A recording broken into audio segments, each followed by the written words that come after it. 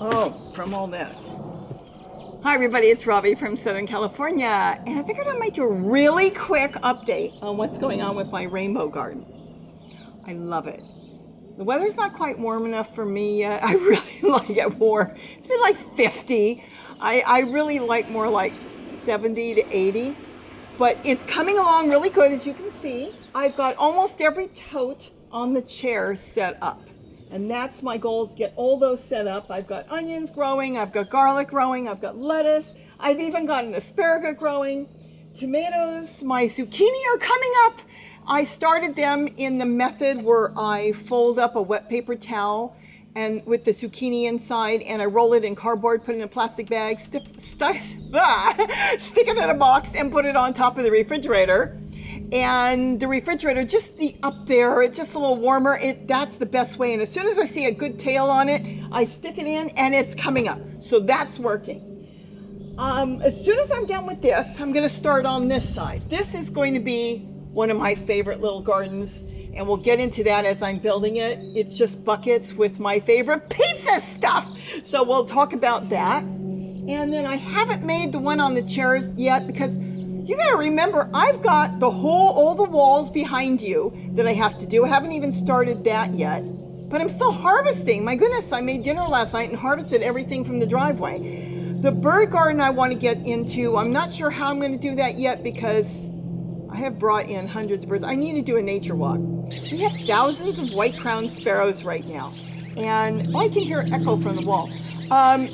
They are here now and they're going to leave. They go way up north. Oh my gosh, way further than even the United States. They go into Canada. Some of them even go as far as Alaska, and that's where they nest, and then they come back.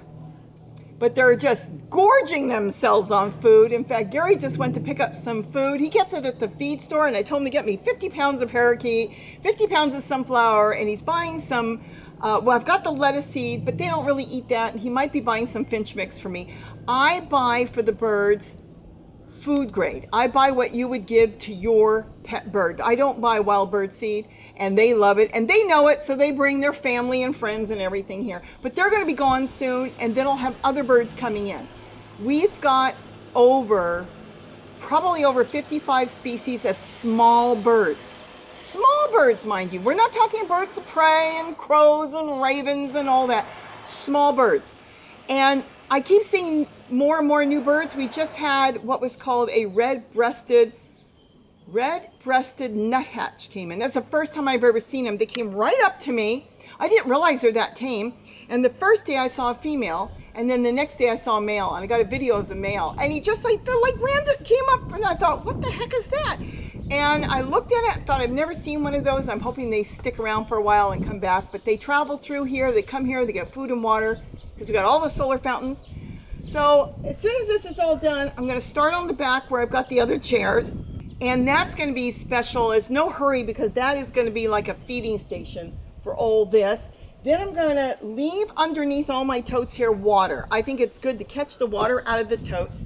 And I can, it's like plant food to it. It's a compost tea because every tote in here, 3/4 of it is matter, and I'm creating all my own soil.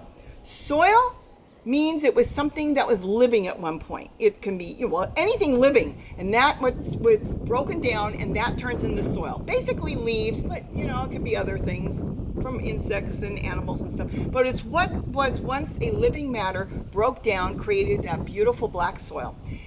Dirt, on the other hand, is something that was never alive. It's crushed rock. So I'm creating my own soil, compost, my own soil. And when the water comes out, I've got that fabulous tea. And somebody asked me, what if there's mosquitoes in there? Dump it back in and feed your plants. They'll eat that. I mean, the microbes will eat the mosquito larvae.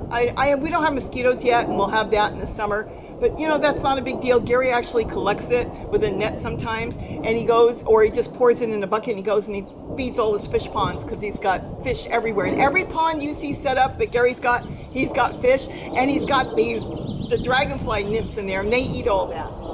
So this will be done fairly soon because I've only got this one to finish and one more there, and I'm just not sure what I'm going to plant yet. I wanted to do Korean melon, but Korean melon seems to do much better here in the summer and it doesn't grow good for me. My daughter wants some Korean melon seeds, and I got a whole bag full, so I'm going to give her that. She grows it better there. It must be a little warmer there. And that's basically it. And then I will continue the wall. We'll get this all done, and then this will be done. Then I can get into my other garden. So that was it. I just wanted to kind of do a touch-up.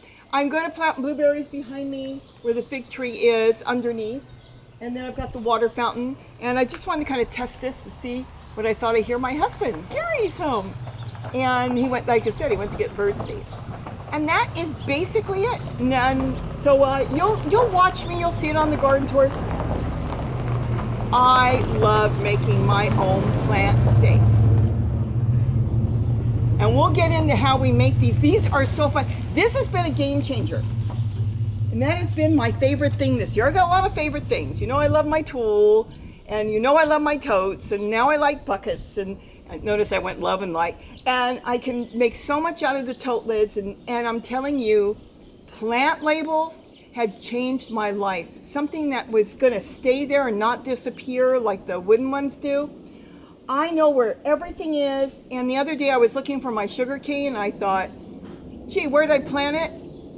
I would never have remembered which tote had sugar cane. I would never have remembered. But because they had stakes in it, I could find it instantly. So stakes are gonna be a big thing. I'm gonna carry them in my pocket, like I carry gloves and string and different things in yarn. And that's it. So I'll keep you informed. And you'll see a lot more when you go on a garden tour. I try to do that twice a month, usually on the 1st, on the 15th. I do want to do more live feed. Here's my issue with live feed. I feel so bad when all the comments are coming in, and I'm sitting there by myself, and I have no way to read everything. If you could promise me that you would all talk among yourselves, I could just sit there and catch a few here and there because it literally rolls, and I can't get to it. I would do a lot more live feed, even if it's just to come on for 5-10 minutes and walk through someplace and show you something. But you got to promise me you're not going to get your feelings hurt, because right now it's very stressful for me when I go on and find 1,500 questions came in. I kind of pick. I don't pick. It's not like, don't think I answered you because I chose you.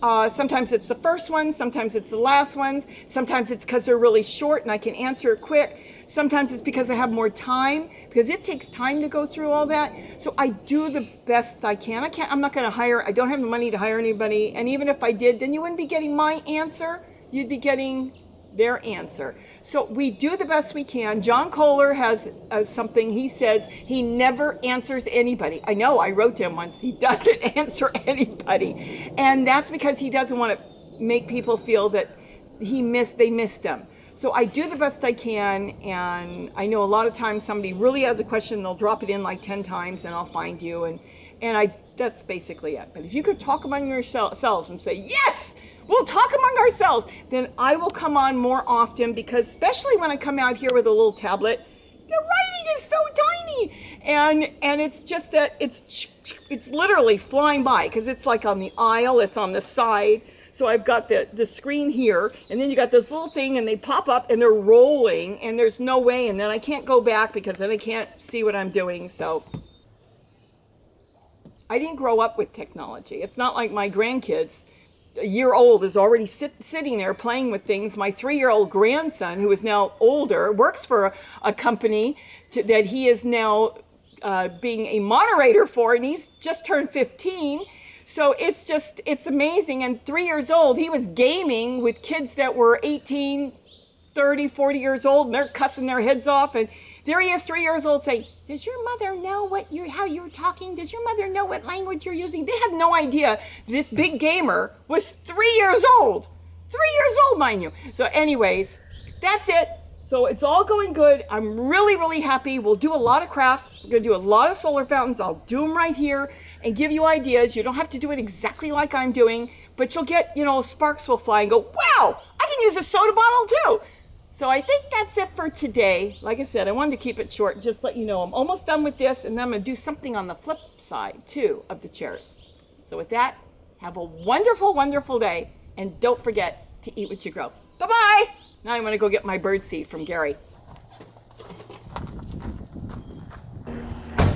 Wave to everybody.